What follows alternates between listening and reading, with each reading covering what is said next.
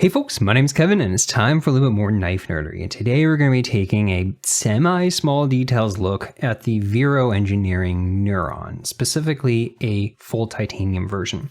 I say semi-small details because this is a loaner. I was able to take it apart and talk about what's going on inside, so we'll see that later on in the video, but I've only had this for just a couple of days and I've done very little cutting with it. So this is going to be a very design-focused review. I want to say thank you to Jared Neeves from Neeves Knives. He's the guy that sent this my way, but he sent that as part of a pass around that Lefty EDC, aka Kevin, set up. So huge thank you to both of them for getting this my way. And of course, huge thank you to Joeseph Vero himself, who donated this to the pass around. Donated, I don't know, maybe it's going back to him, but either way, he lent this out for people to review. So thank you to all those folks. Okay, let's get started.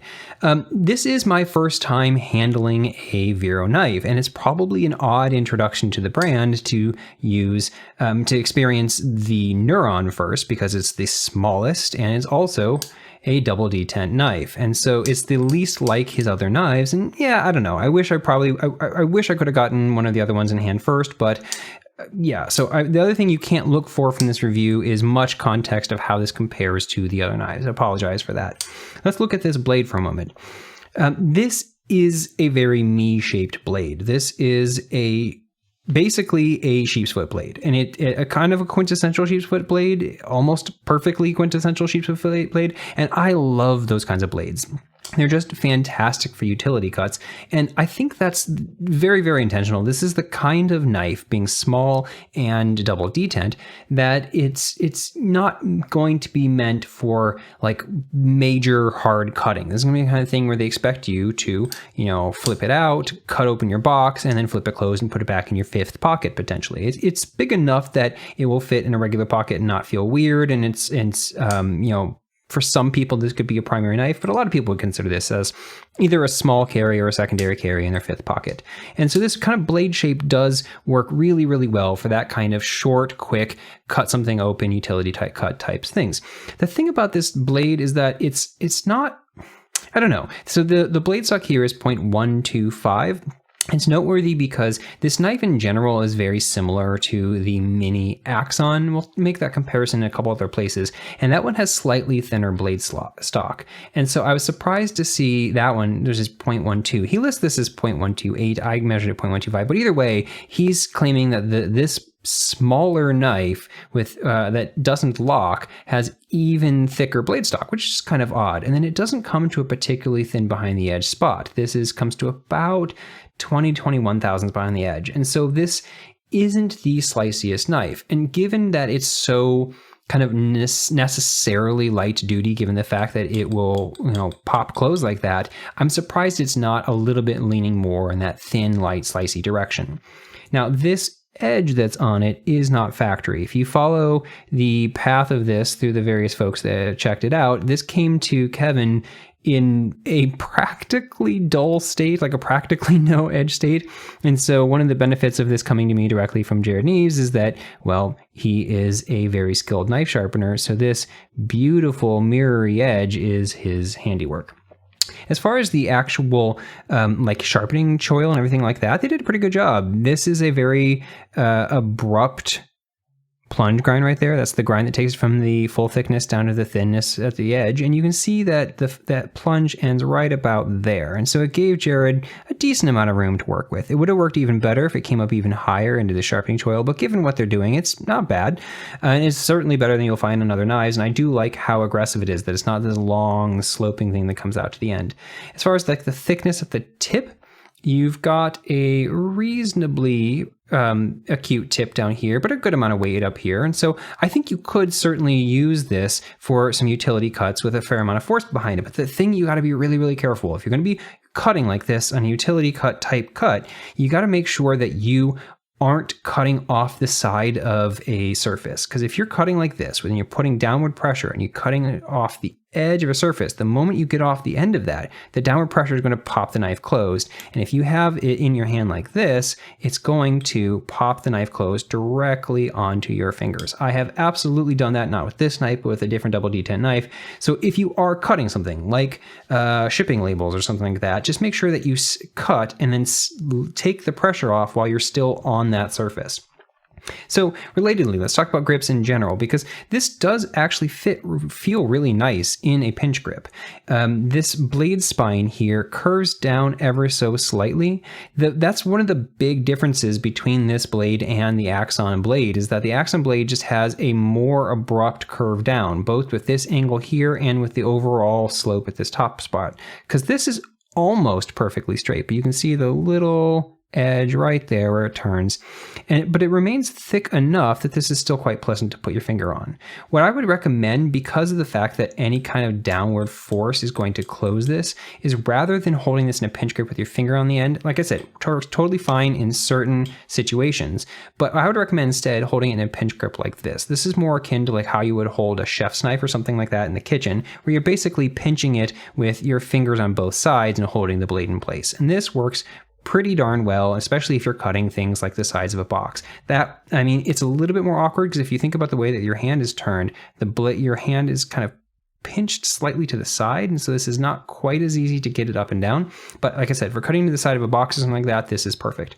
This knife also does, in my particular hands, work pretty well in other grips.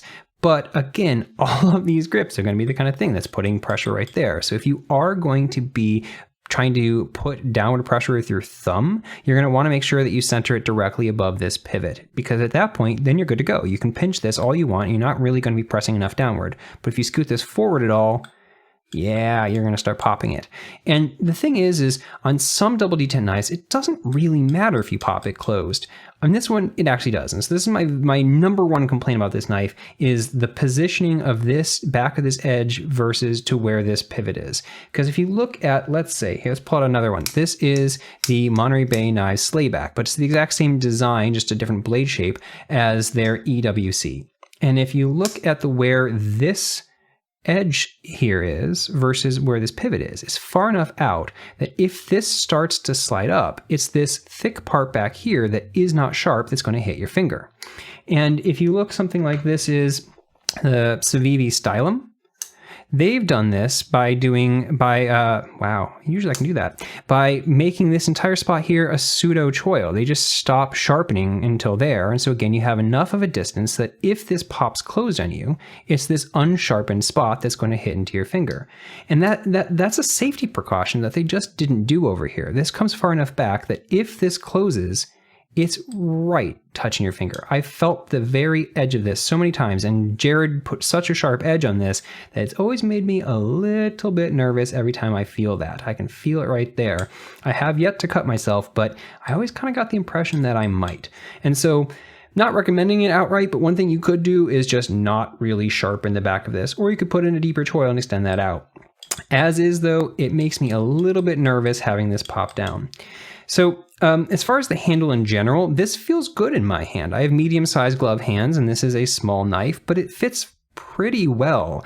Jared said in his review that this clip bothered him, but I don't notice it, in part because of the way it hits in my particular hand. It hits right kind of in this groove right there, and since Vero put this edge on the tips of their clips now, they got a lot of bad feedback early on for having this just stick straight up and be really pointy. This just doesn't hurt my hand, and so I find this actually pretty darn comfortable, even if I squeeze down pretty hard. But again, this is a non-locking small knife. You're never going to be holding this in the kinds of grips with the kind of pressure that really matters if there's hot spots. I don't really feel them, but if your particular hand lines up in a way that there are going to be hot spots, like I said, it doesn't really matter. This is meant for really light duty opening and closing, light duty cutting. And so in any kind of grips that I would hold this in a way that kind of actually, in a way I would actually use it, none of these little corners bother me at all. But going a little back to that, there's not really hard corners. One of the things that they did here is add nice little chamfers around every single corner. There's nice rounding everywhere. The finishing on this is actually pretty good. I've had a fair number of Bestech knives at this point, not a ton, but a fair number, and this is pretty good Bestech finishing. I think, in my personal opinion, is that Bestech does their best work as an OEM, and their own particular knives are not that great. But the ones that I've seen that are OEM'd by them, yeah, it comes out pretty good. If we look at the finishing on this is yet another double detent knife. This is the Bestech Tulip. This is something that they did put out themselves, but this was a collaboration with Joeseph tell. And I think it's probably the best Bestech branded finishing that I've seen. As far as other things though, like this is that Picaroon Tools Mutineer. And if we compare these two, these are both OEM'd by Bestech.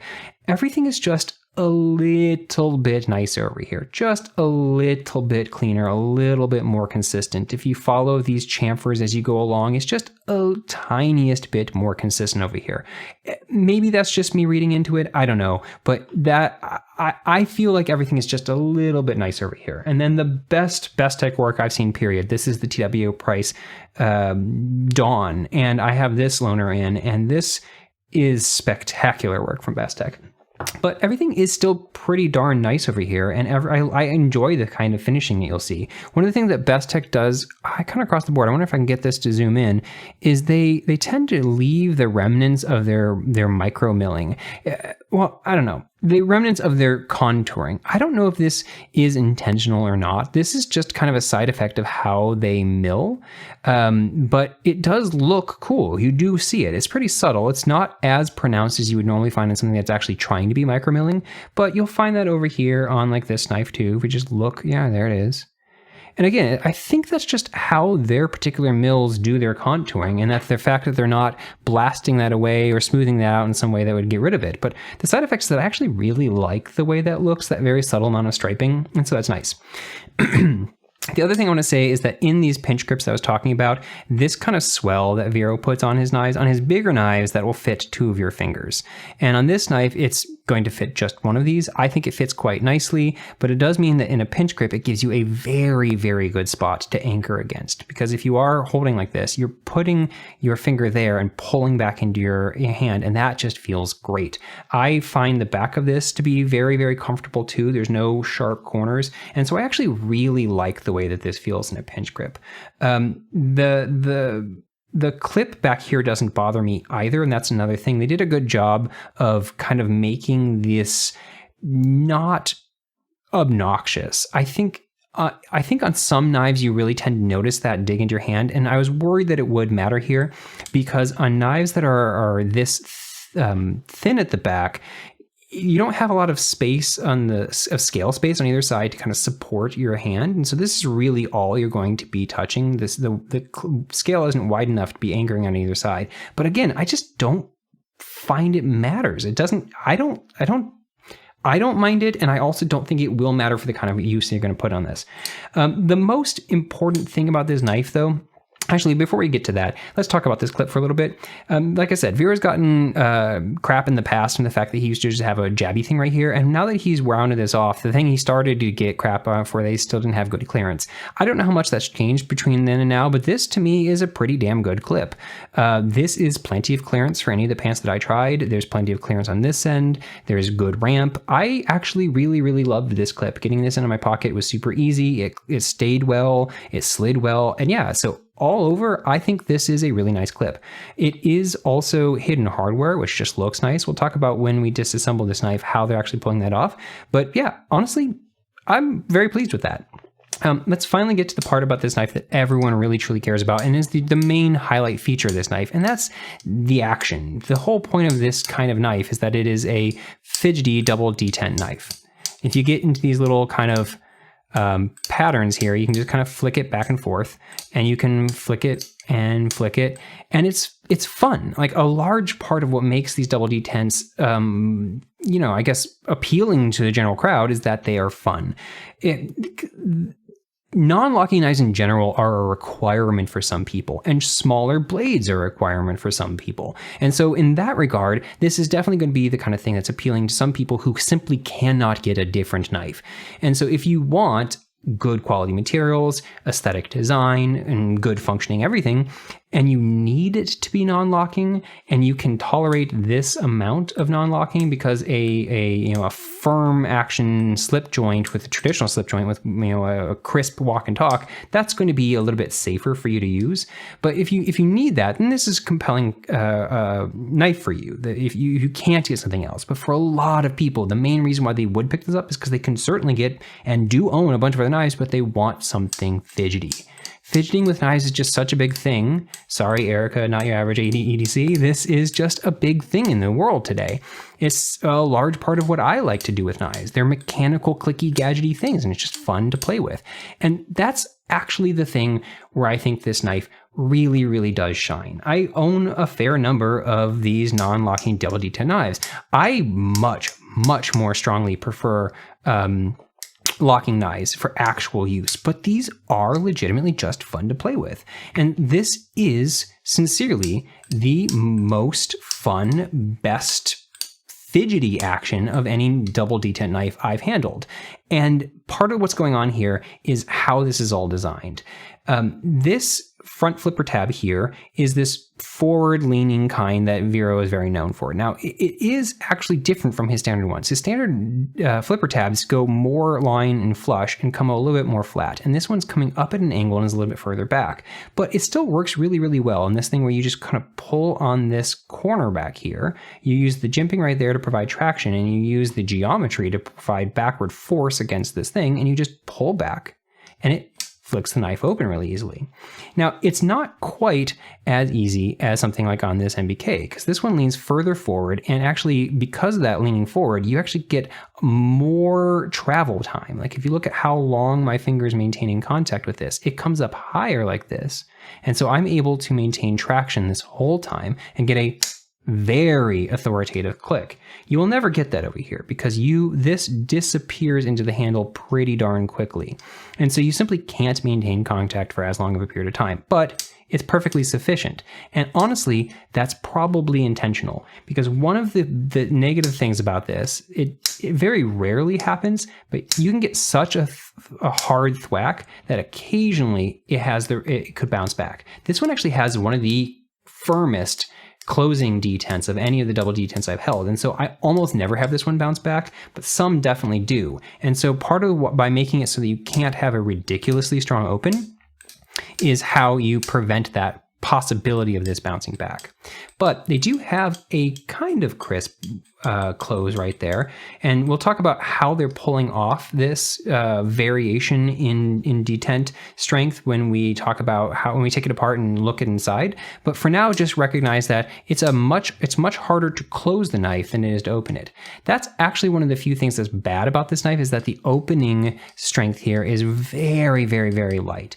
And I don't know if it's, I honestly don't know if I want to say it's good or bad, because it does make some of these opening methods much more functional. It means that it's easy to flip this, but it also means that it's easy to use this as a front flipper. You want a light detent if you're going to be using a front flipper like that. And so, or if you're going to be doing that kind of flip around. And those work really, really well. And if it was harder, they wouldn't really be able to get away with it the same way. And so I think they kind of maybe require to have it be light, but I don't know if they're really required to have it be this light. It's certainly light enough that I can fling it out. But the bigger reason why that lightness matters down here is because one of the things that this does that none of the other ones that I have do is that this is flickable as well. And on a flicking knife, you want a little bit harder detent than you want on a double detent. I mean, on a front flipper knife. And so I think that this actually flicks fantastically if you know how to flick. Like if you know how to position a knife for flicking. If you're someone that normally flicks knives, you'll have no trouble flicking this, and it works really, really well. But because there is no real meaningful detent down here, if you don't know how to flick knives and you're not really used to it, you might kind of end up doing something weird like this, because this isn't the kind of knife where you can just pop a detent and have it necessarily come out, because there just really isn't a detent to pop down here. It's barely holding the knife in. So if you know how to flick, if you understand like angles and everything like that and how to just make it work, then this is actually tremendously fun. And that's the biggest reason why I love this knife, actually. Well, maybe love is too strong. The reason is I actually really legitimately do like this knife. Most people I've talked to that have one are not super duper fond of this because it's not meant for someone like them. They don't need a knife like this and from jurisdiction laws type things. And they're not the type of person that really wants to fidget with a little non-locking knife like this. But I like it. And the fact that I can do that kind of motion, flick and pop it back down, this is actually really, really fun for me, and none of my other double detents do. I can kind of use it on this one because you can do the thing where you can lay your finger along the bottom and flick it out, but it's just nowhere near as easy to do. And because you have to kind of position in this weird way down at the bottom, it's not the kind of thing where you can do that back and forth flicking like I was just saying. The other side effect of this weak detent here is that it's actually kind of hard to get the thumb flick down. I'm having decent success right here, but well, yeah, I don't know. I fail it fairly regularly. I do want to talk about another thing that just happened though. You can see that the way that I'm holding it right now, which is a little bit awkward in my hand, this did hit my finger right there. And so there are some ways that you can grip the knife where this front flippery part will come up around and hit your finger. And this is one of my complaints of any of these knives that's trying to have both a front flipper and a regular flipper at the same time. And so if you look at something like this is the EMP EDC Nimble. The consequence of these types of knives is that they work great from a flipper action if you just pull straight back. But if you do any kind of push buttoning action, that front flipper side is going to come around and hit your finger. And so you just can't use these as a front flipper. You can't use these as a push button. You have to use it as a light switch. And the same thing is true over here. If you just push down on this, you're going to catch that side. I think that the particular design of this one, how flush this is, means that it kind of naturally rolls your finger off the back. I find that even if I treat this as a push button, my finger just kind of naturally glides down. And so I find this to be still a pretty effective design. Whereas this one, the positioning and everything of this and where it disappears back here, by the time that this one disappears, I'm pressing directly onto this flat spot. So it's actually quite common for me to press straight down and just end right there and not slide off the back. This one, I'm already off the back. But it can happen where it'll come around. But there's actually a really important thing about this front being designed this way. And the fact that this is here, even though it can cause problems, is actually a really good thing. One of the things that double detent knives do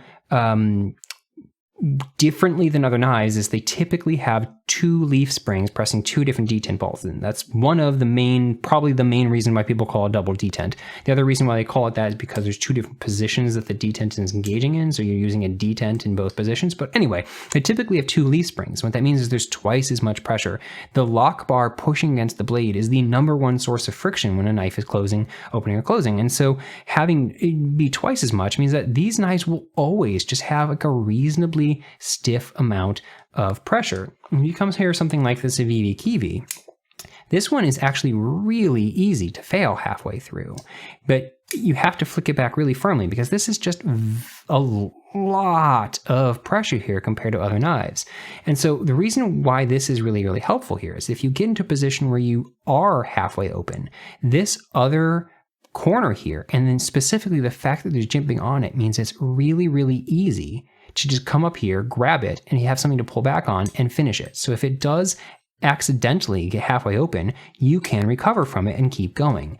And I know that might sound trivial, but so many of these are designed in a way where that just doesn't work. Like if you come over here to this MBK again, because of the way this is designed, I almost always open this. But if somehow I do end up in this position, there's nothing you can really do. Like you can't grip up here. You can kind of push it back down, kind of finagle. Basically, you kind of have to close the knife and restart because there's no like real good recovery method to pull it once away. You can kind of do like a wrist flick or something like that. And the same thing's happening here, which is actually a little bit closer comparison.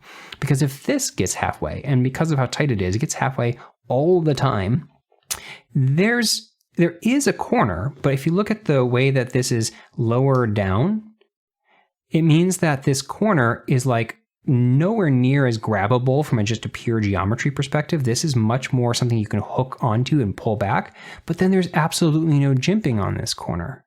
And so this is the kind of thing where if you get it in this position, you're just kind of stuck.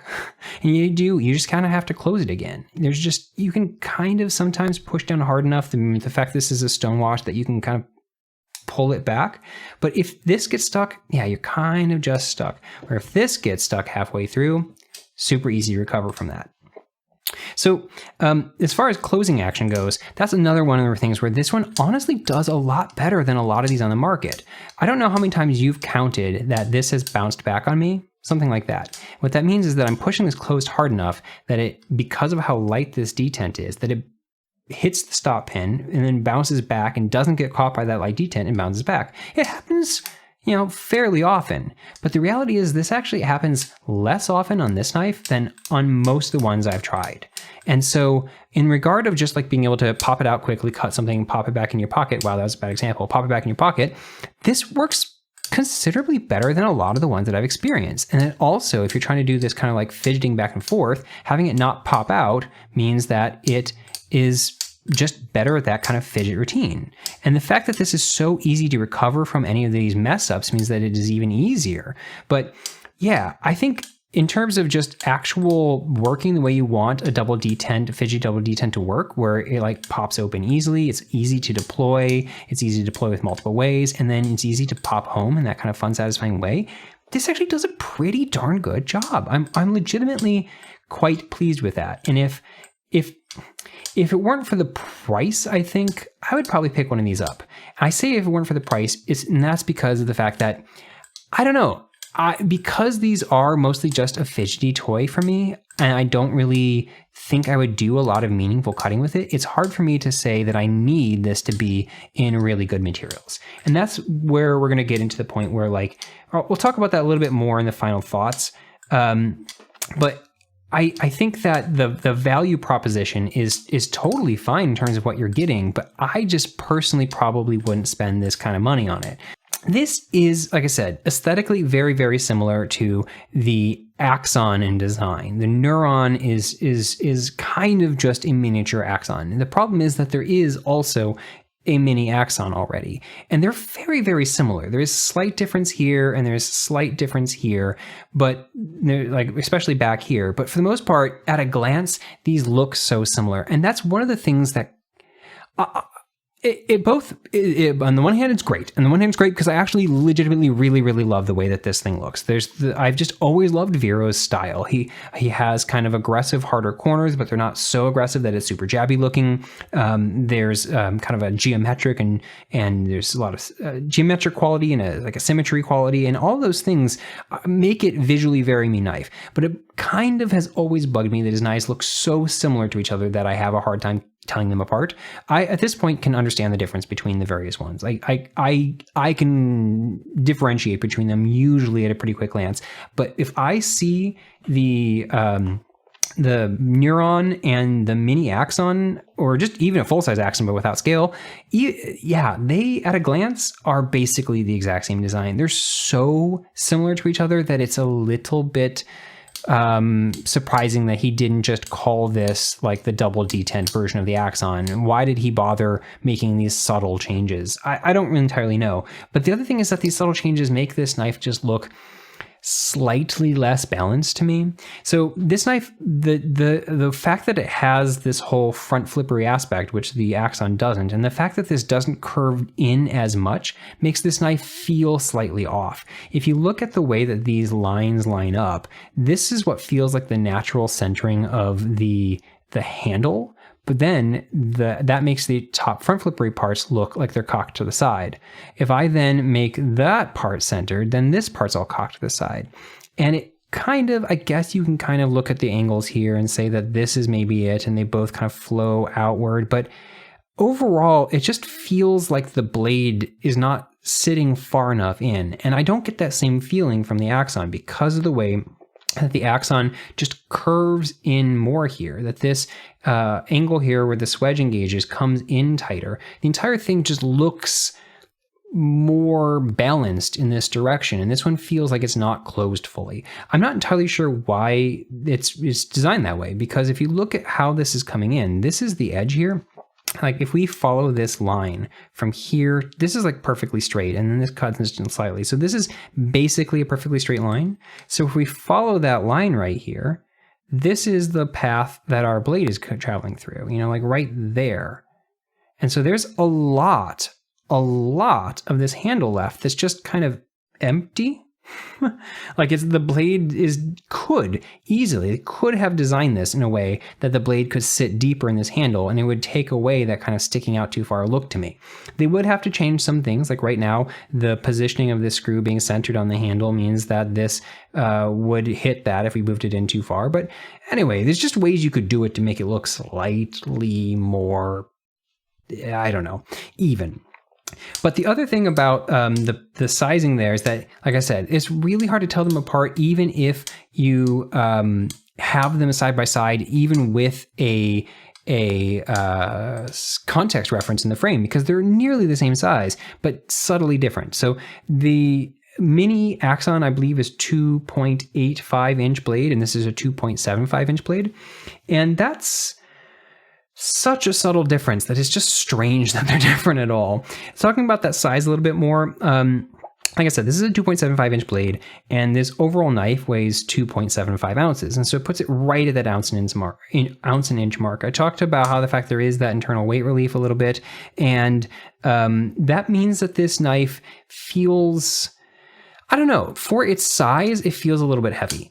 If you get one of the micarta versions, it cuts the weight down dramatically. It makes it just about 2 ounces according to their website, and that would make this feel much, much more featherweight.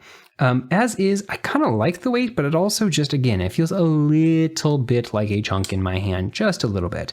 And so it's, I don't know. As far as balance goes, though, like it's right about here. Let's see if I can get that to actually balance on my finger. And what that's doing is putting the balance point back here, and that's basically putting it where your second finger is. And that's part of the reason why this feels a little bit heavy to me, is because the weight is too far back into the handle, and it doesn't feel as like it. Since the weight is so far back in the handle, I feel like I don't know where the tip of this blade is. I feel like I'm swinging something, I'm rotating something back here, and I can't tell that that's swinging around up there because of that balance point being further back. And so I think that the micarta versions, which would take so much out, would pull that center point. If you take that much weight off this back, I think you're going to be putting that center point to right probably around here, which would likely be just about perfect. Before we cut into inside, let's talk about why we're going to open this up in the first place. And what's going on here is that this is a double-detent knife, and that means that there's 2 leaf springs with detent balls engaging. But on this particular knife, it's doing things a little bit odd.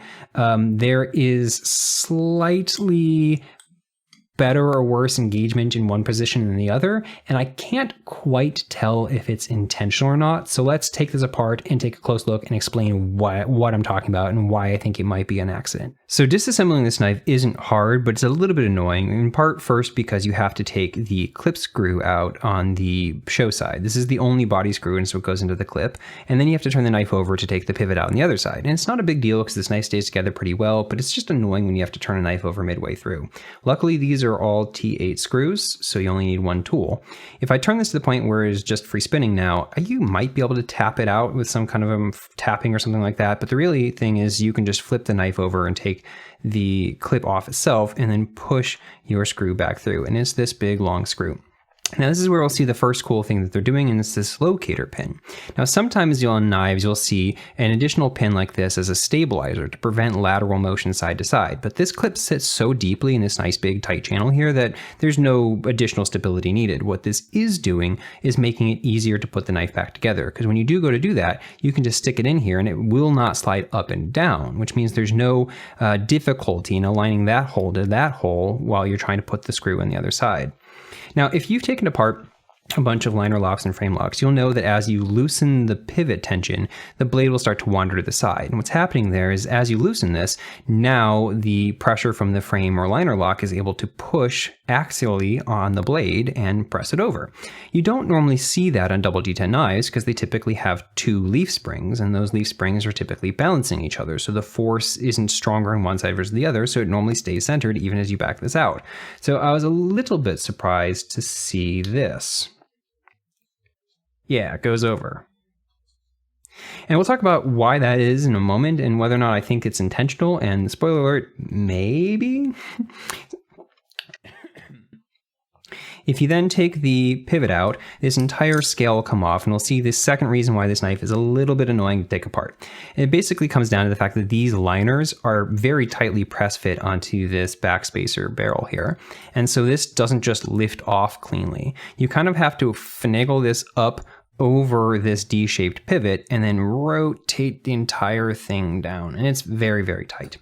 At this point, you can take the blade out, and ordinarily on a knife, since this is the only side where there is a leaf spring applying any kind of torque pressure, the blade will just slide out at this point, but it's being pivoted upward slightly by this bar right there, and so it's kind of pinched.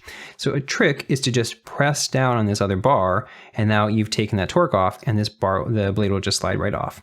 So what we have in here now are some little bearings. Now these are brass caged bearings with ceramic detent balls, and not detent balls, ceramic bearing balls, and they actually work really well. And it's a good thing that they work really well, because I'm not entirely sure how you'd replace these. This is a 4mm pivot, and these are 1/16 inch balls, and good luck finding that. I don't think anyone makes that size. It's kind of an odd size. But these are titanium liners, and you see they have some kind of weight relief. So it's nice to see that they put these little stainless steel raceway washers in there to help protect against the wear from the ball bearings there that are ceramic. Now, this is also where we can see these dual leaf springs in the 2 detent balls. So this is why we're getting the pressure from the side. If you think about how far these bend out, that's going to correspond to how much pressure they're able to put on. And this one is lined up just about with the frame, but if we come over to this side, you can see that there is a gap. So this one is bent out further. And so this side, this leaf spring is applying more pressure on the blade than that one is. And so when I back that pivot out, it's pushing to the side. I don't actually know if that's intentional, but the part of the reason why it might be is on this particular design, not coincidentally, but it turns out that this is the one that's doing more of the work. I'll talk about what that means right now when we talk about how a double detent even works in the first place. So you can see that we've got these 2 detent holes here, and there's this track that the detent ball just travels back and forth between them. It never slides off the end of the tang or anything like that. It just goes back and forth between these 2 holes. So when we have in the closed position, if I were to bend this up, imagine that this ball is right there. The detent ball is engaged with this hole. And then as I rotate this open, it then is going to engage with this hole. Now, since the ball is the same and the leaf spring is the same in both positions, if you want to make the engagement stronger on one side versus the other, you have to change something about these holes. So there's a couple of different ways that you can make a detent engagement stronger or lighter by affecting the hole. And the first thing you can do is change the size of the hole. If you remember, the strength of the detent is going to be largely dictated by how deeply the ball can sit in the hole, because that's going to change the angle, that's going to change the position of contact that the detent hole is making on the ball, and that's going to change the angle of contact, and thus the shallower the angle, the easier it is to push up that shallow slope, and the steeper the angle, the harder it is. So if you use a smaller hole, then you're going to be able to only go a shallow amount of distance in, and you're going to hit the ball on a point that's a relatively shallow slope. If you simply increase the size of the hole, you'll go further down, and you'll be engaging at a spot that is much steeper. And that's the kind of thing you'll see on a knife like the MBK, any of their double detents, the EWC or the original version of the slayback. They'll have one hole bigger than the other, usually about 7 to 10% larger, and that's how they're making a deeper engagement and thus a stronger detent in one position versus the other. That's not what's going on here. These are both roughly 1.5 millimeters in size. So what else can you do? Well, you can also adjust the positioning of the hole, because if I center this directly above it, then it's going to go as deeply down as it can. But if I take this same hole and I move it off slightly, since the ball can only go straight up and down, it's going to hit and not go all the way in. It's going to hit at a shallower angle. And that's the kind of trick that you see here, like on this Civivi Kiwi. They've got the same size holes in both positions, but on one it aligns perfectly and they all go fully in. You get a nice crisp break here. And on the other one, they're offset slightly, and so the ball isn't able to go in all the way, and you get a much softer detent here. That's partially what's going on here. This one right here is aligned ever so slightly further down that the ball doesn't sit fully in it. It sits fully in this one, pretty firm detent, and it sits partially in this one. And the thing is I don't know if that's actually intentional. If that's all that was going on, I'd say that was absolutely what's the intent. But it might just be a misalignment thing. And the reason I say that, and the reason why I said earlier that this lock bar, or this leaf spring here, is doing most of the work, is because there's a much more rudimentary way that you can make one position stronger than the other. And that's by simply making one detent ball engage in both positions and one only engage in one. If we look at this knife, this hole goes all the way through and that one doesn't. What that means is that in this position, both detent balls are engaged. In the open position, both are holding it open. Strong detent. In the closed position, this one just sits on the tang. It's not engaging with anything at all. And so you literally have twice the amount of detent engagement in one versus the other. That's the exact same trick you'll see on this other Bestech made knife. This is a Bestech made knife. This is the Bestech Tulip. Well, one of the versions of it. And you can see if we look right here that in the open position, both engage. And in the closed position, only one. So that's what this knife is doing as well.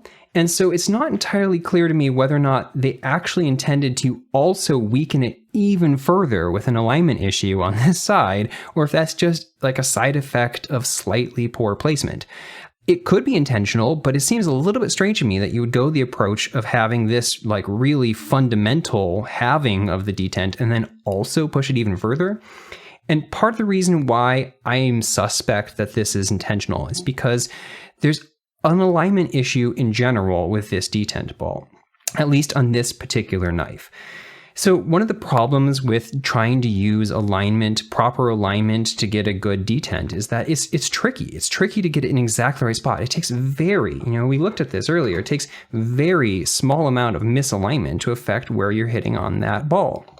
And so if you try and make the exact same hole work for two different detent balls that have their own tolerances and everything like that, it's difficult to make it work perfectly for both. And it just doesn't on this knife.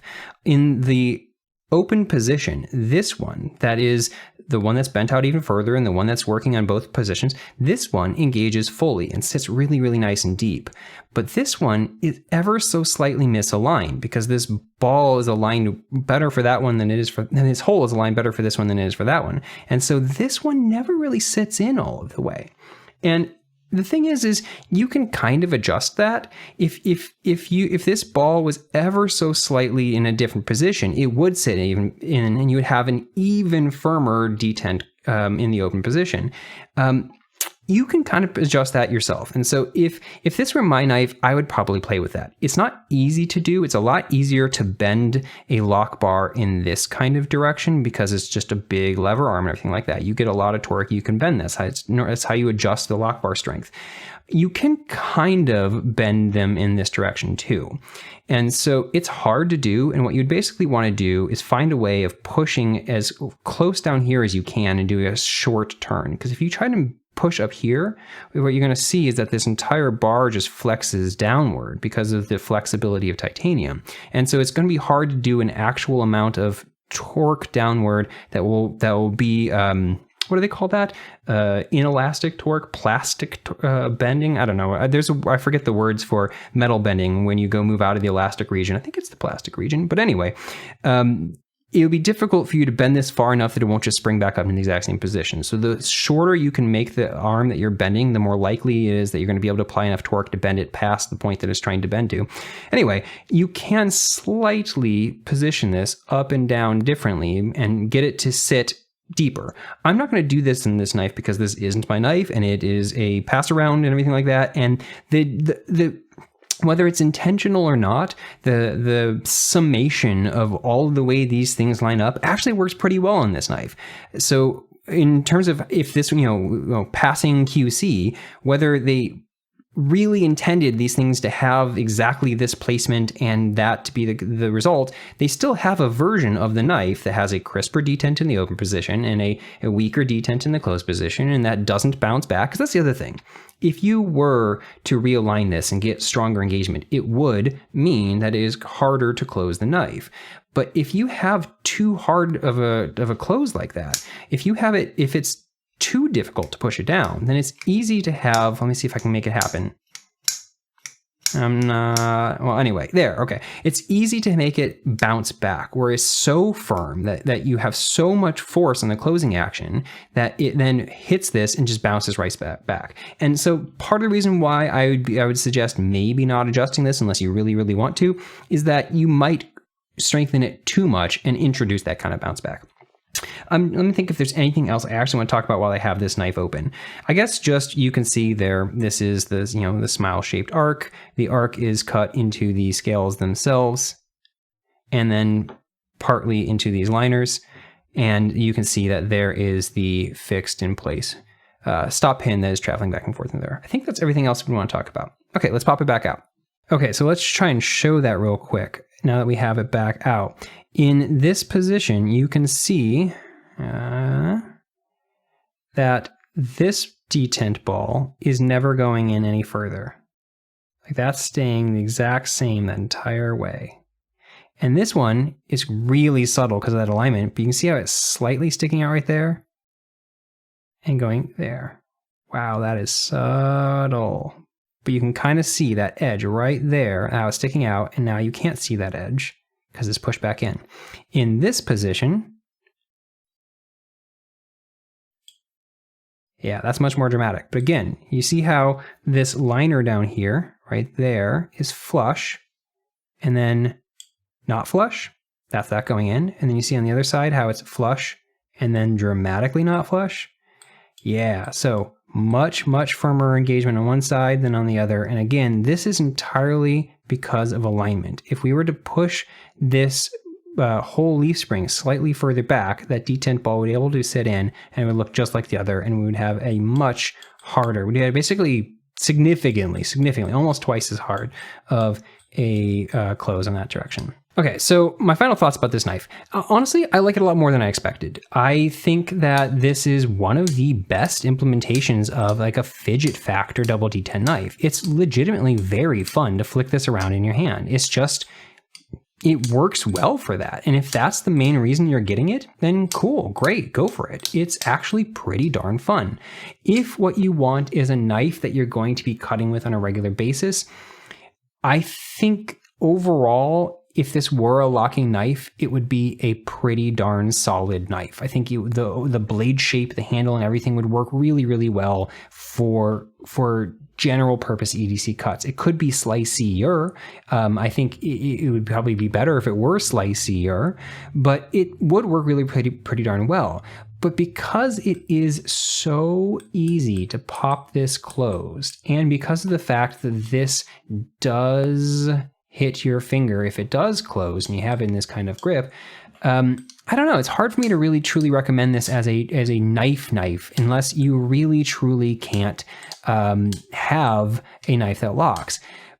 And if that's the case, if you need a knife and you need a knife that doesn't lock, then this is one of the very few of these double detent knives that is actually high end. Not like high end, but this is, titanium. This is titanium liners. This is M390. You're not really going to find that elsewhere. The closest thing you're going to find is something like this Slayback or the EWC. They make full tie versions.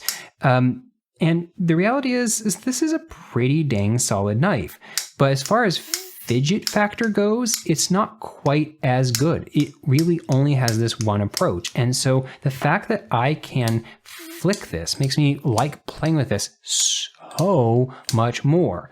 But this knife pulls off the actual knife aspect a lot better. It's a very, very functional knife in terms of utility cuts. So good at piercing stuff, and it's significantly more pressure to close this.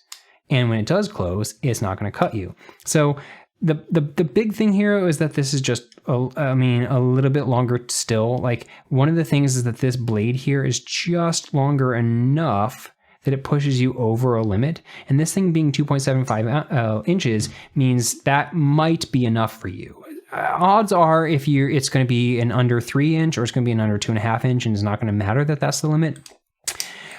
And so, I don't know. Anyway, I do strongly encourage you to check out this knife instead. If you need this and you're looking for it, this is also going to save you about $100. And that's the other aspect that I want to get to and that I mentioned earlier, and that's just the value proposition here. This, I believe, is like $270 in this full tie version. And if this were a locking knife and I could use it confidently in all of the kinds of ways that I would use a locking knife, I would say, sure, I see that value all night and day. But because of the fact that I just don't feel super comfortable using this in a lot of different kinds of cutting methods, means that, I don't know, it turns it feel more like a primarily fidget toy object that can technically cut. And in that case, $270 is kind of a lot. It comes down, I forget exactly what, 210, 200, 220, something like that if you get the micarta version, and that makes it work a little bit better. But this MBK here, I think it's about that same price in the titanium versions, and the micarta version, no, maybe it's 185, I forget. But this one in titanium is more comparable to what this costs in micarta, and the micarta version is even cheaper. And since this is just significantly more of like an actual knife, I just think that it's hard for me to justify on that kind of price. But anyway, at the end of the day, I actually do really like this. If I had this, I would love playing with it. I don't know if I will buy one. I probably won't. And the big reason is because I don't need that flick home for it to be fun to play with. I think it makes it very fun. But what I really would want, honestly, is just a mini Axon. It's basically the same knife, but it locks. So if you're like me and you like the aesthetics of this shape and you think that this shape would work really well for different cuts for you, but you want to cut with it all the time, probably just get the Axon unless you need it to be non-locking. Anyway, I like this a lot. I'm really glad I got to check it out. I probably won't pick one up, but maybe you should. Okay, thanks guys for watching, and thank you again to Joe for sending this around, Joeseph, I guess he goes by, for sending this around, for Jared for literally sending it my way, and for putting this delightful edge on it. I did try cutting with it, and it does cut fine, but it's just not, anyway.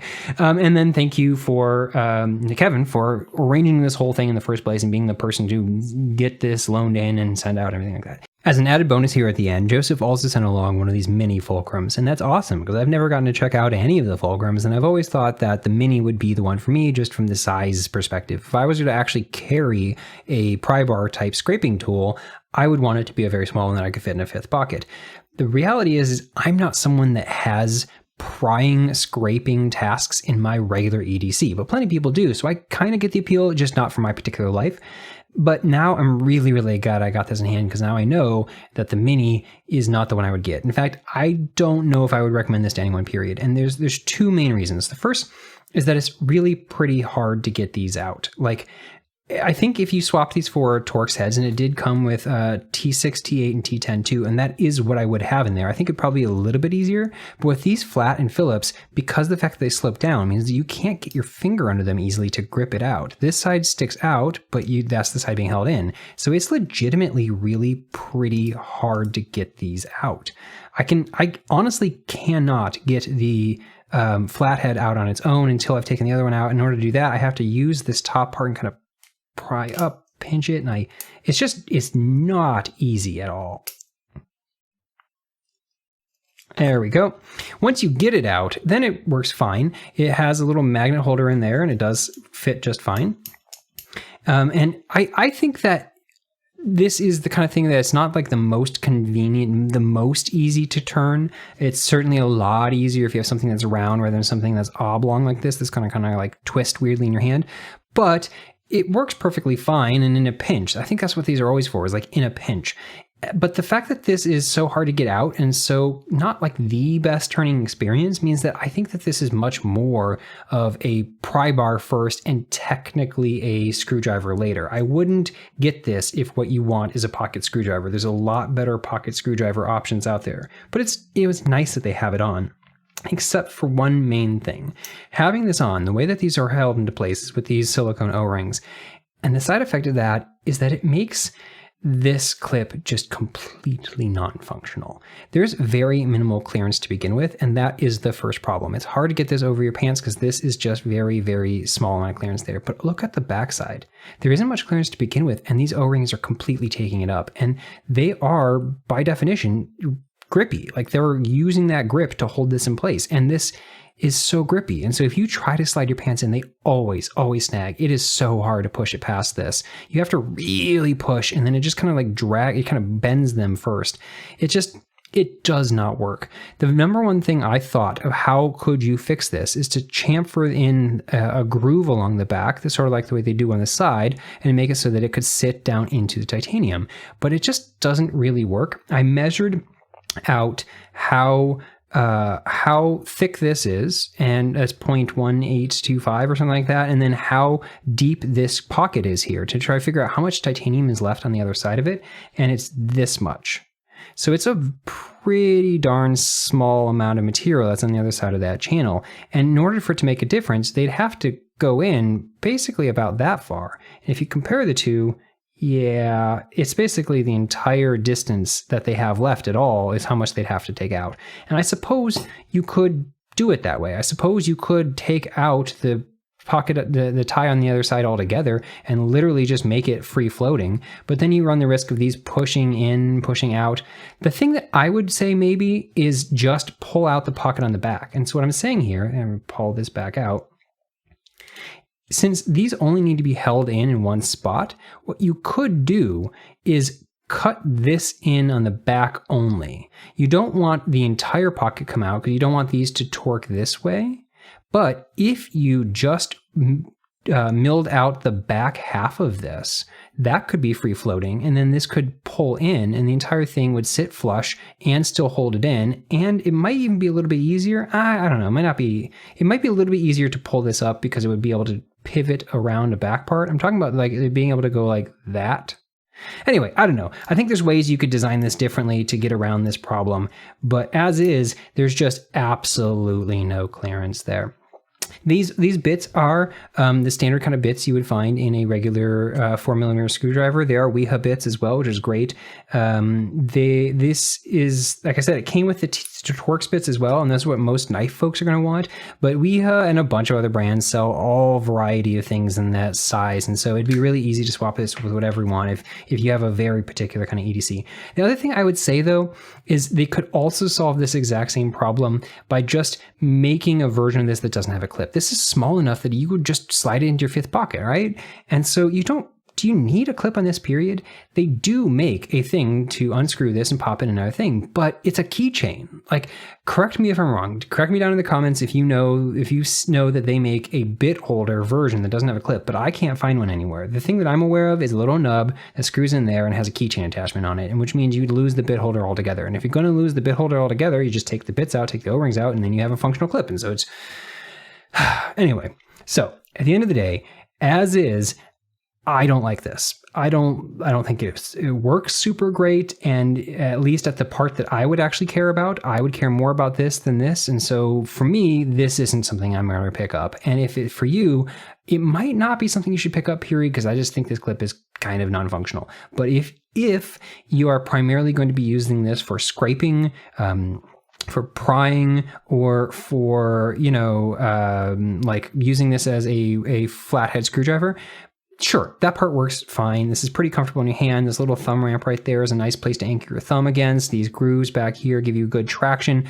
I think it works well as a scraping tool. I think it works kind of crappy as a screwdriver, and it works really crappy as a pocket clip. Otherwise, maybe you'll like it, maybe you won't. It's not going to be for me. Thank you guys for watching, and I'll catch you guys next time.